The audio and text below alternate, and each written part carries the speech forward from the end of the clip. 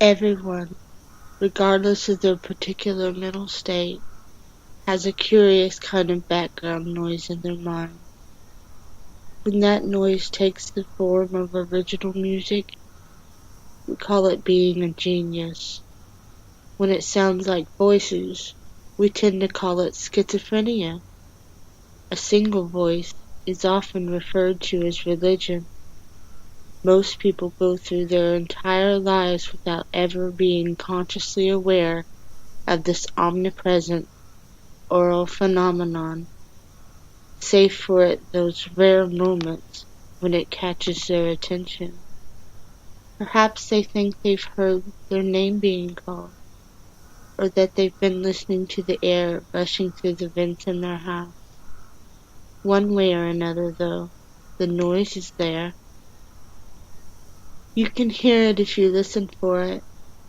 Lie down in a quiet room and focus on clearing your mind.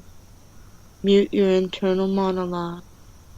Erase the scenes from your imagination and let yourself sink into the silence. Before long, the whispers of that hidden soundtrack will become evident, then grow louder as you learn to recognize them. It could be that you'll find answers to questions you didn't even know you were asking, or perhaps discover a sense of inner peace that had been lacking in your life. Some folks refer to this as meditation, even if they're mistaken about what's really going on.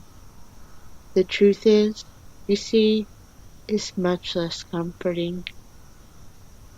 If you've ever gone walking in the woods, you've likely encountered a cacophony of noises. The songs of birds, the chirping of insects, and the quiet rustles of small animals rushing through the undergrowth become so commonplace that our minds tend to tune them out. What we notice, though, is what happens when a predator draws near. The chorus abruptly stops. The forest becomes deathly still. A person walking amongst the sudden silence might feel the hairs on the back of their neck start to rise, and notice their heart pounding with a mixture of adrenaline and dread. When you listen to the sounds in your mind, it doesn't matter what form they take. What matters is that you can hear them at all. As long as that clamor is present, you know that you're safe. All is well.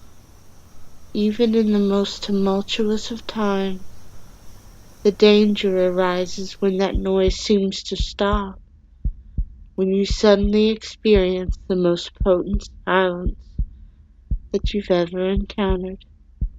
In that moment, you may start to feel as though you're being watched. After all, in that still forest, the predator is the quietest of all. Try it for yourself if you'd like. When next you're completely alone, imagine you're listening to a sound of some kind. When that sound seems to stop, you'll know that you've been noticed.